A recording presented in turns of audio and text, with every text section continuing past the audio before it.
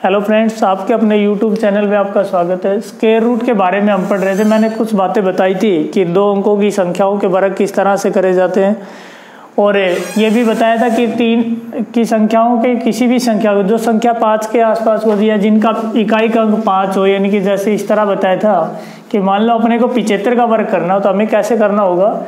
तो मैंने ये बताया था आपको कि इकाई का अंक अगर 5 दिया गया है तो हम क्या करते हैं कि 5 की वर्ग कर लेते, तो उसके बाद 5 की वर्ग करेंगे तो 5 की वर्ग कितनी बन गई अपनी 25। उसके बाद शेष जो संख्या रह जाती है उसे एक आगे बढ़ा के लिखते हैं 7 गुणा 8 ही कितना आ गया आपका 56 25। दूसरी बात हमने वहाँ बताई थी आपको कि कोई भी संख्या जो 100 के आसपास होती है उसका वर्ग कैसे किया जाता है। मान लो जैसे ये था 86, इसका वर्ग करना अपने को 86 का वर्ग, तो हमें ये देखा जाता है कि 100 से कितनी कम है या कितनी अधिक है, ये देखनी। तो 100 से कितनी कम है, ये अपनी 100 से 14 कम है, तो 14 का वर्ग कितना होता है अपना 196, 196 रहता है। लेकिन जब 100 के नज़दीक की संख्या देखी जाती है तो अंतिम 2 अंक लिखने होते हैं हमेशा, तो अपन लिखेंगे 96। उसके बाद अपने पास कैरी रहेगी, हासिल रहेगी 1। उसके बाद अगर ये 14 कम है तो 14 इसमें से घटा दो, तो ये कितना बच गया अपना 72। और उसके बाद ये आई का हासिल रहेगी अपनी, ये कितना बन गया आपका 73 96। ये आपका आंसर। इस तरह की चीज़ें हमने पढ़ी थी। अब हम क्वेश्चन के बारे में देखेंगे कि क्वेश्चन किस तरह से आते हैं इनके और कैसे किया जाता है, वो देखेंगे हमें। तो देखो समझो इस बात को। अब इनसे पहला जो क्वेश्चन बनता है वो ये मैंने बता दिया था आपको कि किसी भी संख्या, कौन सी संख्या पूर्ण वर्ग संख्या है कि नहीं है, इस चीज़ के बारे में कि किसी भी संख्या का इकाई का अंक 2 3 7 व 8 हो। किसी भी संख्या का इकाई का अंक 2 3 7 व 8 हो, वह संख्या कभी भी पूर्ण वर्ग संख्या नहीं हो सकती। और किसी भी संख्या में दशमलव विषम स्थान बाद आया हो, दशमलव विषम स्थान बाद आया हो, यानी कि कहने का अर्थ है दशमलव 1 स्थान बाद आ जाए, 3 5 7 और 9 बाद आ जाए, वह संख्या कभी भी पूर्ण वर्ग संख्या नहीं हो सकती। किसी भी संख्या के अंत में शून्य की संख्या विषम हो, 1 3 5 7 और 9 की संख्या में अगर शून्य आ जाए तो वो संख्या भी कभी भी विषम पूर्ण वर्ग संख्या नहीं हो सकती। अब इनसे सवाल जो बनते हैं वो देखो। पहला सवाल आपका ये बनता है पूर्ण वर्ग से, जो इम्पोर्टेंट क्वेश्चन है। पहला क्वेश्चन आपका हमें कह दे कि एक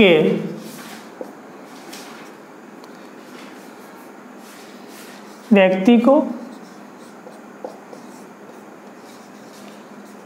खेत में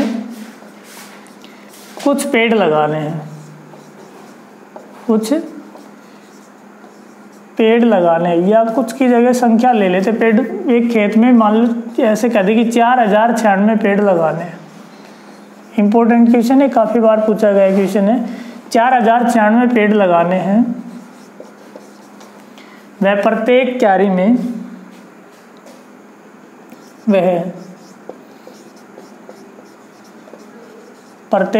में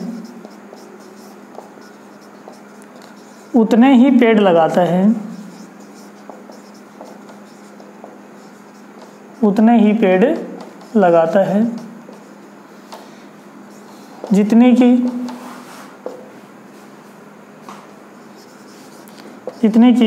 खेत में क्यारियां हैं, जितनी की खेत में क्यारियां हैं। तो देखो इस तरह का सवाल दिया गया अपने को, तो हमें हमेशा क्या कर लेते हैं, बहुत ही आसान क्वेश्चन रहते हैं अपने। तो देखो ये कहता है कि एक खेत में पेड़ दिए गए, पेड़ों की संख्या दी गई 4096 पेड़ लगाने हैं, और कहता है प्रत्येक क्यारी में उतने ही पेड़ लगाता है जितने की खेत में क्यारियां। अगर बेसिक हम मान के करते हैं तो हमें ऐसा करना पड़ेगा कि मान लो कि एक क्यारी में पेड़ों की संख्या जो है वो x है, और x ही क्यारियां दी गई है, और टोटल जो संख्या दी गई इनकी वो दी गई 4096। मान लो कि पेड़ों की संख्या टोटल कितनी है x, और एक क्यारी में कितने पेड़ लगाता है वो भी कितने लगाता है x, तो x गुणा x ही कितना बन गया आपका x², और इसकी वैल्यू सवाल में दी गई 4096 के बराबर। तो 4096 के बराबर ये वैल्यू अपने को दी गई है, तो हमें हमेशा क्या कर लेते हैं x² बराबर 4096, यानी कि x बराबर कितना आ गया आपका √4096। और √4096 कितना होता है ये मैंने आपको बताया ही था कि 6 इकाई का अंक देखा जाता है। इस संख्या का वर्गमूल निकालने के लिए इकाई का अंक देखा जाता है। इकाई का अंक 6 आए, 6 किसके वर्ग में आते हैं,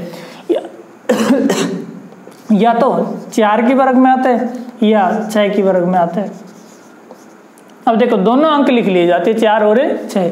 छोटा अंक ऊपर, बड़ा अंक इसके नीचे। वर्गमूल में 2-2 के जोड़े बनाए जाते, इसलिए 2 अंक काट दिए जाते। 40 से छोटी पूर्ण वर्ग संख्या देखी जाती है। 40 से छोटी पूर्ण वर्ग संख्या कौन सी भाई? 36। ये 36 6 की वर्ग बनती है, इसलिए इन दोनों के सामने 6 और 6 लिखेंगे। अभी कंफर्म करने के लिए 64 की वर्ग है या 66 की, तो हम हमेशा क्या कर लेते हैं, इसे बड़ी पूर्ण वर्ग संख्या देखी जाती है। 40 से बड़ी पूर्ण वर्ग संख्या कौन सी बन जाएगी आपकी? 49। इन दोनों का जो अंतर है वो कितना है? 9 का। और इन दोनों का जो अंतर है वो 36 और 40 का अंतर कितना है? 4 का। हमें हमेशा ऐसी संख्या ले लेनी जिसका अंतर कम हो। छोटी वाली का अंतर कम है तो ये छोटी वाली की पूर्ण वर्ग बन जाएगी। मान लो कि इन दोनों का अंतर कम होता 4 से, तो ये बड़ी वाली की पूर्ण वर्ग बन जाती, यानी कि 66 की पूर्ण वर्ग बन जाती। ये आपका हो जाता। अब देखो अगला क्वेश्चन दिया गया आपका, इस तरह के क्वेश्चन आप कर लोगे। अब देखो मैं ओरली बता देता हूँ आपको, आप ये क्वेश्चन लिख लेना। ऐसे कह दे कि एक कक्षा में कुछ विद्यार्थी थे और प्रत्येक विद्यार्थी को उतने ही रुपए दिए गए जितने की कक्षा में विद्यार्थी थे, और कुल रुपए की संख्या दी गई 11,025। कुल रुपए कितने थे? टोटल जो रुपए दिए गए वो कितने दिए गए? 11,025। कुल रुपए 11,025 दिए गए और हमसे पूछे कि बताओ कक्षा में विद्यार्थियों की संख्या कितनी है। तो हमें पता है कि दी गई संख्या जब दोनों चीजें बराबर दी हुई, कहते हैं एक कक्षा में उतने ही विद्यार्थी हैं जितने की उनको पैसे दिए जाते हैं, और कहते हैं कुल रुपए दिए 11,025, यानी कि कक्षा में विद्यार्थियों की संख्या और एक विद्यार्थी को दिए गए पैसों की संख्या दोनों ही चीजें आपस में बराबर दी गई है।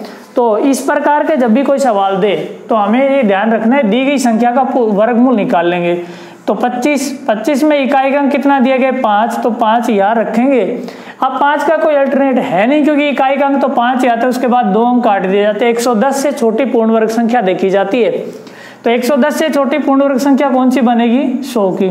100 किसकी बन जाती है? 10 की। तो ये किसकी बन जाएगी? 105 की। अगर हमसे पूछे कि नंबर ऑफ स्टूडेंट की एक कक्षा में विद्यार्थियों की संख्या, तो भी अपनी कितनी? 105। और प्रत्येक स्टूडेंट को कितने रुपए दिए गए, तो भी अपना आंसर कितना रहेगा? 105। ये आपका आंसर हो जाएगी। इस तरह के सवाल पूछे जाते हैं। अगले जो क्वेश्चन आते हैं इसमें वो, और ये भी मोस्ट इंपॉर्टेंट क्वेश्चन अपना देखो, हमें इस तरह का सवाल दे दे, ये दिया गया √1 + x बटे 144 बराबर है 13 बटे 12, और हमें कहे find the value of x। x का मान ज्ञात करो।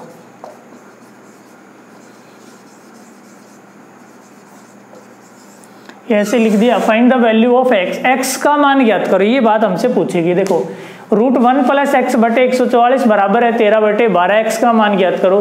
तो बेसिक से तो आपको पता है कि एक तरफ रूट दिया गया, वर्गमूल दिया गया, दूसरी तरफ नहीं है, तो बोथ साइड्स के दोनों तरफ वर्ग करने पर ऐसे करते हैं इनको, बोथ साइड्स के, यानी कि दोनों तरफ वर्ग करने पर ऐसे आएगा। लेकिन हम हमेशा जब भी ऐसा कोई क्वेश्चन दिया गया, हम यहाँ एकदम शॉर्ट तरीके से करते हैं, तो क्या कर लिया जाता है, नीचे वाली संख्या का वर्ग अगर उसके सामने लिखा गया, 12 का वर्ग कितना होता है? 144 होता है। तो हम हमेशा क्या कर लेते हैं, x की वैल्यू, इस x का मान निकालने के लिए इन दोनों संख्याओं का योग कर लेते हैं, यानी कि जो भिन्न दी गई हो उसका योग, या आप लिख सकते हो अंश प्लस हर, इस भिन्न के अंश और ये इसका हर, और गुणा इनका अंतर कर लिया जाता है। 12 और 13 का अंतर कितना है? 1 है, तो गुणा इसका अंतर कर लिया जाता है। कई बार सवाल में अंतर ज्यादा भी दे देता है, तो अंश प्लस हर 12 + 13, ये कितना बन गया आपका? 25, और इनका अंतर आपको पता है 13 - 12 कितने भाई? 1। 13 और 12 कितना बन गया आपका? 25। ये आपका आंसर होगा। अगला क्वेश्चन इसी तरह का एक क्वेश्चन और बता देता हूँ मैं। जैसे ये सवाल दिया गया, मान लो √1 + x बटे 289, ये सारे के सारे क्वेश्चन कहीं ना कहीं पूछे गए हैं। 1 + x बटे 289 बराबर 18 बटे 17 हो तो x का मान ज्ञात करो। हमने x का मान निकाला। तो मैंने आपको ये बताया कि जब भी कोई ऐसा क्वेश्चन दिया गया, देखो 17 की वर्ग कितनी होती है? 17 स्क्वायर कितना बनता है? ये 289, 289। तो हम हमेशा क्या कर लेते हैं, इन दोनों संख्याओं का योग करते हैं। 18 और 17 कितना बन गया आपका? 35। और हमें पता है इनके अंतर से गुणा करना है, तो 18 - 17 कितना आ गया? 1। अब 35 को 1 से गुणा करो तो कोई फर्क पड़ना है ही नहीं, तो ये कितना आ जाएगा आपका आंसर? 35। इस तरह कर लिया जाता है। अगला क्वेश्चन देखते हैं अपन। देखो ये सारे वो क्वेश्चन करो और हमें जो कहीं ना कहीं परीक्षा में पूछे गए। ये क्वेश्चन आपका 8 + 2 √15 का वर्गमूल ज्ञात करो का वर्गमूल ज्ञात करो, ये बात हमसे पूछी। अब देखो, जब भी कोई ऐसा क्वेश्चन दिया गया इसका वर्गमूल ज्ञात करना, या फिर इसको इस तरह से लिखे 8 + 2 √15 और इस पूरे पे रूट का मान ज्ञात करो, तो दोनों बातें एक ही रहती है, अपने को ध्यान रख लेना है। तो देखो अब क्या कर सकते हो आप, ये कर सकते हो कि इसकी वर्ग करें और कोई ऐसी संख्या लिखें कि उसकी वर्ग करने के बाद ये संख्या बन जाए। तो देखो अपने को वो संख्याएं देखनी होंगी, नहीं फिर आप ऐसा करो, देखो ऐसे सीधे सीधे कर लेना कि रूट के अंदर जो संख्या लिखी गई होती ना, रूट के अंदर जो संख्या लिखी गई होती है उसके ऐसे 2 फैक्टर कर लेने, उसके ऐसे 2 टुकड़े कर लेने हैं कि जिनका गुणा करूं तो खुद वो संख्या आ जाए और योग करने पर बाहर वाली संख्या आ जाए। तो इसके गुणा करूंगा तो इसके फैक्टर बन जाएंगे 5 और 3, 5 × 3 5 × 15 और 5 और 3 का योग करूं तो कितना बन जाता अपना 8 बन जाता। और हमें इसका वर्गमूल निकालना है तो इसलिए इन दोनों के ऊपर रूट पहना दो, √5 और √3। अगर प्लस में दी गई ये संख्या तो या प्लस का निशान लगा दो, अगर माइनस में दी गई तो या माइनस का निशान लगा देना। लेकिन एक चीज का ध्यान रख लेना होता है, या माइनस और प्लस लगाते समय अगर ये संख्या या माइनस दी गई हो तो अपन बड़ी संख्या पहले लिखेंगे, अगर ये संख्या प्लस में दी गई हो तो चाहे आप इसे ऐसा भी लिख सकते हो, या तो आप लिख सकते हो √5 + √3, या आप लिख सकते हो √3 + √5। सवाल पर कोई फर्क नहीं पड़ता है। अगर ये माइनस में दी गई होती तो आपको ऐसे ही लिखना पड़ता है, ऐसे नहीं लिख सकते आप क्योंकि रिजल्ट माइनस में चला जाता है। ठीक है, इस चीज का ध्यान रख लेना अपना कि अगर संख्या प्लस में दी गई हो या माइनस में दी गई हो, ऐसे ध्यान रखना। माइनस में दी गई तो बड़ी संख्या पहले लिखेंगे। एक क्वेश्चन और बता देता हूं मैं इसका, जैसे ये दिया गया अपना 7 + 2 √10 का वर्गमूल ज्ञात करो। देखो बताओ इसका आंसर। अब आपको पता है कि क्या करेंगे हम, रूट के अंदर लिखी गई संख्या के ऐसे 2 टुकड़े कर लेंगे कि जिनके गुणा करने पर 10 बन जाए और योग करने पर बाहर वाली संख्या आ जाए। तो बताओ कितना कितना बन जाएगा, 5 और 2, 5 × 2 कितना आ गया आपका 10, 5 और 2 का योग करो कितना आ गया अपना 7। हमें वर्गमूल निकालना है, इन दोनों पे रूट लगा दो, √5 और √2 और ये बीच में प्लस का निशान, ये आपका आंसर हो जाएगा। कर लोगे। अगला क्वेश्चन दिया गया आपका, इसी से संबंधित बहुत सारे क्वेश्चन पूछे जाते हैं जो इम्पोर्टेंट क्वेश्चन है। देखो ये √2 + √2 + √2 और ये इनफाइनाइट अनंत तक चलता है और कहे इसका मान ज्ञात करो। तो देखो करने के इसके बहुत सारे तरीके रहते हैं, लेकिन हमें हमेशा क्या कर लेना होता है वो बताइए तो मैं सीधा सीधा कि ये रूट के अंदर जो संख्या लिखी गई, एक जैसी संख्या लिखी गई होगी, कभी प्लस में दे देगा, कभी यहाँ प्लस की जगह यहाँ माइनस लगा देगा, कभी यहाँ गुणा में भी दे देगा और कभी भाग में भी, लेकिन भाग में देता नहीं है, प्लस और माइनस में ही ये संख्याएं लिखी जाती है। तो देखो हमें क्या कर लेना होता है, हमें ये देखना है सबसे पहले कि रूट के अंदर जो संख्या आई है, रूट के अंदर जो संख्या आई उसके ऐसे 2 फैक्टर कर लेने हैं, ऐसे 2 गुणनखंड बना लेने हैं कि जिनका अंतर 1 हो, उस फैक्टर का जो डिफरेंस हो या अंतर हो कितना होना चाहिए 1 होना चाहिए, तब तो वो टुकड़ा सही होगा, नहीं तो वो टुकड़ा गलत रहेगा। अब इसके टुकड़े बनाएंगे। अब 2 के जो टुकड़े हैं ना ये कितने बन जाएंगे 2 × 1, 2 × 1, 2 और 1 की गुणा करूँ तो कितना आ जाता अपना 2, और 2 और 1 का अंतर करूँ तो भी कितना आ जाता है 1। इसका मतलब ये टुकड़ा सही है। अगर ये टुकड़ा सही है और ये संख्या प्लस के रूप में दी गई है तो जो बड़ा टुकड़ा होता है यानी कि लार्ज फैक्टर, बड़ा टुकड़ा जो होता है वो अपना आंसर आ जाता है, यानी कि कितना आ जाएगा अपना आंसर 2। अगर ये संख्या या बार बार माइनस का निशान लिखा गया है तो छोटा टुकड़ा अपना आंसर हो जाता है, यानी कि छोटी वाली संख्या, छोटी संख्या अपना आंसर हो जाती है, यानी कि कौन सा 1 हो जाता। अगर ये संख्या या कुछ भी नहीं लिखा तो इसका मतलब यह क्या होता है, या कुछ नहीं लिखा तो गुणा लिखा गया होगा। अगर गुणा लिखा हो तो दी गई संख्या ही हमारा आंसर रहती है, दी गई संख्या ही हमारा आंसर रहती है। अब की बार सवाल में प्लस दिया गया था इसलिए अपना आंसर कितना हो जाएगा 2 हो जाएगा। ठीक है, आगे देखते हैं। अगर मान लो एक बात और साथ ही बता देता हूँ, अगर मान लो आपसे इनके टुकड़े ना हो या ऐसा कोई नंबर दे दे कि उसका ऐसा कोई टुकड़ा नहीं होता हो कि जिनका अंतर 1 आ जाए, तो आपको क्या कर लेना, तो इनका एक ये फॉर्मूला रहता है, इनका एक ये फॉर्मूला रहता है, ये आपको याद कर लेना है, √4x + 1 ± 1/2। √4x + 1 पे रूट है, ±1 बाहर है और बटे 2 दिया गया इसके सबके। तो √4। x की वैल्यू रूट के अंदर लिखी गई संख्या जो बार बार रिपीट होती है ये होती है। x का मान कितना दिया गया अपना 2 आएगा, x का मान 2 + 1। अब प्लस माइनस 1 का चक्कर क्या रहता है ये बता दी तुम्हें। अगर ये सीरीज बार बार प्लस के रूप में दी गई है तो प्लस का 1 लेना है, अगर ये माइनस के रूप में दी गई तो -1 लेना है। तो यहाँ क्या कर लेंगे अपना +1 और बटे 2, 4 दूनी 8 + 1 9, √9 बन गया और +1 और बटे 2। √9 का मान कितना बनता है 3 + 1 4 बटे 2, 4 बटे 2 यानी कि अपना आंसर कितना आ गया 2। और हमारा यहाँ से टुकड़े करने के बाद भी आंसर कितना आएगा 2। लेकिन ये तभी करना है जब इस संख्या के ऐसे कोई टुकड़े ना बनते हो। ऐसे सवाल आगे मैं कराऊंगा कि जिनका अंतर 1 ना होता हो तब ही इसका प्रयोग करें, अन्यथा इसे सीधा सीधा कर लें। देखो एक क्वेश्चन और ले लेते हैं हम। ये क्वेश्चन दिया गया आपका √20 + √20 + √20 इस तरह से चलता है अनंत तक। का मान ज्ञात करो। देखो अब मैंने ये बताया रूट के अंदर लिखी गई संख्या के ऐसे 2 टुकड़े कर लिए जाते कि जिनकी गुणा करो तो खुद ये संख्या आ जाए, लेकिन इनके टुकड़ों ऐसे टुकड़े कर लेने कि जिनका अंतर 1 हो। ये चीज ध्यान रख लेनी। इनके फैक्टर जो बनाए हैं उनका डिफरेंस 1 होना चाहिए, उनका अंतर 1 होना चाहिए। तो इसके जो फैक्टर बनेंगे 4 × 5, 4 × 5, 4 और 5 का अंतर कितना है अपना 1 है, 4 और 5 का अंतर है 1 है। अब ये संख्या अगर प्लस के रूप में दी गई है तो बड़ा टुकड़ा अपना आंसर रहते हैं लार्ज फैक्टर कितना आ गया अपना 5, तो ये अपना आंसर।